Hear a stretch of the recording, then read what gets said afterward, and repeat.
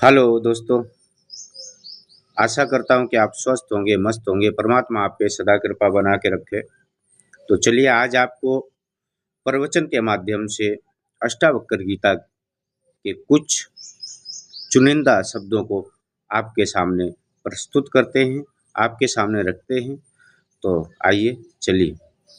आत्मा कहीं खोई नहीं है, अज्ञान के कारण उसे विस्मृत कर दिया है। उसे पुनः स्मृति में लाना है। यदि एक बार वह बार बार स्मृति में आ गई तो संसार का यह समस्त मायाजाल अंधकार एवं क्षण में विलुप्त हो जाएगा।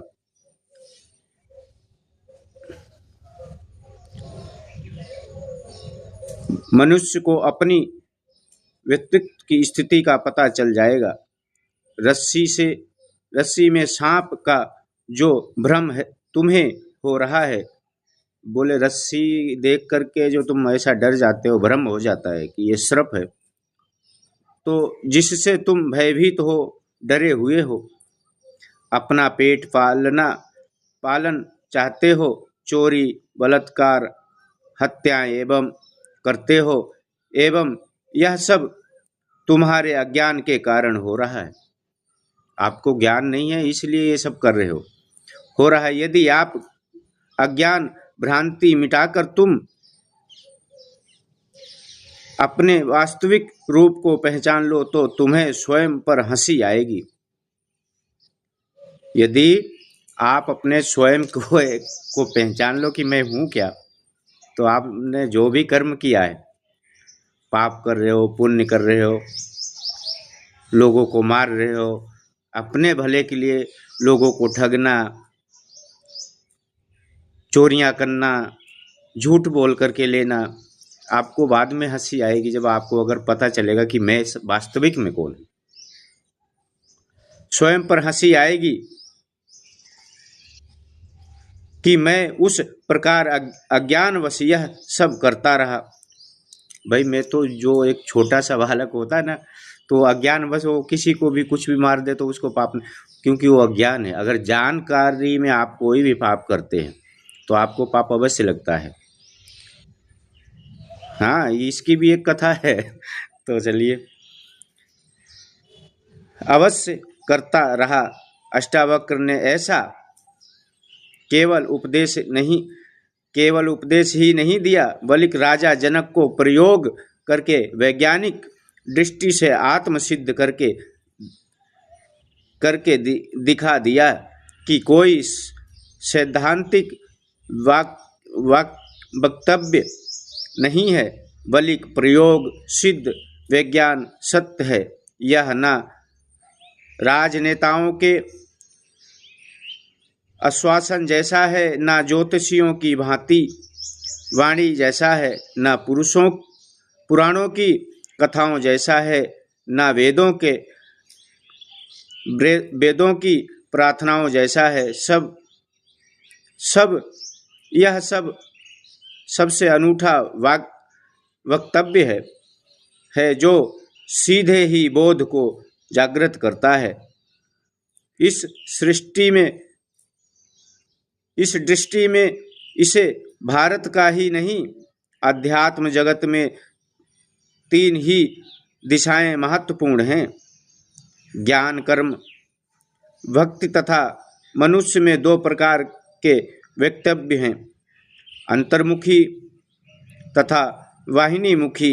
वाहिनीमुखी के लिए कर्म व भक्ति मार्ग अनुकूल पड़ता है तथा अंतर्मुखी के लिए ध्यान। वाहिनीमुखी को ज्ञान या बोध का मार्ग समझ नहीं आ सकता। विद्वान, प्रज्ञावान, प्रखर बुद्धि एवं चेतन वाला ही इसे ग्रहण कर सकता है। इसी कारण अष्टावक्र की पूरी विधि संख्य की है, जिसमें करना कुछ भी नहीं है।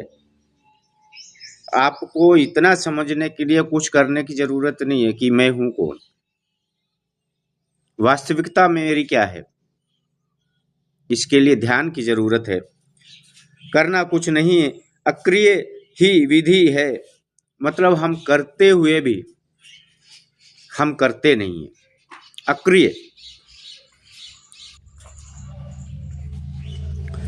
अक्रिय ही विधि है जो बोध या स्मरण मात्र पर्याप्त है।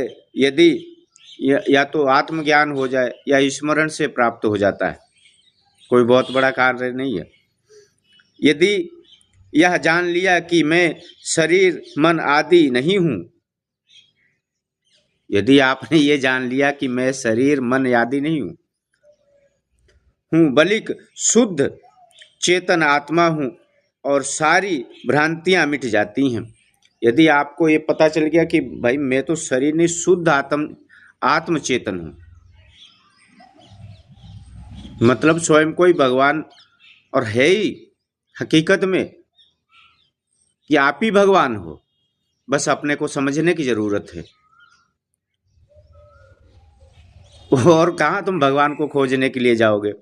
जंगलों में भगवान मिलते होते तो हमारे ऋषि मुनि कितने कितने बरस तपस्या कर करके बेचारे देवलोग हो गए हैं। मिला नाग में घट में ना में मठ में ना तीर्थ कैलाश में, तू जो चाहे तो मिल जाऊं एक पल की तलाश में। मैं तो हूं तेरे श्वास श्वास में, मोह को कहाँ ढूंढे बंदे, मैं तो तेरे पास में। भ्रांतियां मिट जाती हैं, वही यही यही मोक्ष है। बोले यही मोक्ष है। जब भ्रांति मिट जाए आपकी, तो आपको परमात्मा खोजने के जाने के लिए ना तो आपको जंगल जाना पड़ेगा और ना किसी कोने में बैठ करके, ना तीर्थ में ना यात्रा में, कहीं जाने की जरूरत नहीं। यदि आपका भ्रम निकल गया, आप स्वयं को पहचान गए कि मैं ही ब्रह्म हूं, अहम ब्रह्मास्मि, अहम ब्रह्म आस्मि, कि मैं ही ब्रह्म हूं, तो आपको कहीं जाने की जरूरत नहीं मेरे प्यारे मित्रों। तो आप सब मेरे चैनल को ज़्यादा से ज़्यादा लाइक शेयर और कमेंट अवश्य करें और सब्सक्राइब ठोक के करा करो भाई। आप इतने लोग कथा सुनते हो तो सब्सक्राइब भी तो बनता ना एक। तो इसी भांति से कि हमारा आपका वो प्रेम बना रहेगा। हम आपके लिए कितनी मेहनत करते हैं और परमात्मा चाहेगा तो मैं आपके लिए कार्य करता हूँ, समाज के कार्य में रहता हूँ।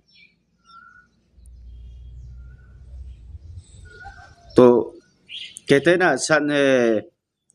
वृक्ष कबहु नहीं फल भके, नदी न संचे नीर, पर स्वार्थ के काज ने संतन धरा शरीर। मेरा अपना यहाँ कुछ नहीं है, मैं अपना मानता भी नहीं हूँ कुछ भी। इस शरीर को भी मैं अपना नहीं मानता हूँ, क्योंकि मैं शरीर हूँ ही नहीं। पर ये जो आश्रम की व्यवस्थाएं हैं, इस शरीर में अगर आवन हुआ है तो कोई भी हो, भले स्वयं परमात्मा ही है या क्या कोई भी है, तो इस संसार में आकर के कार्य तो सबको ये शरीर धारण करके सबको ये शरीर के हिसाब से चलना पड़ता है। पर भक्ति वो चीज है,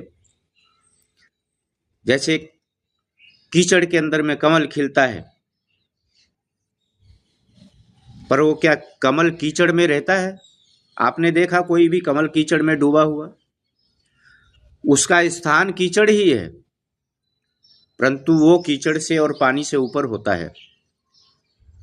उस कमल के भांति बनी है ये संसार है। इसमें हमारा आपका अनेकों जीवों का जन्म होता है, अनेकों रूपों में होता है, परंतु इस संसार से ऊपर उठने की जरूरत है।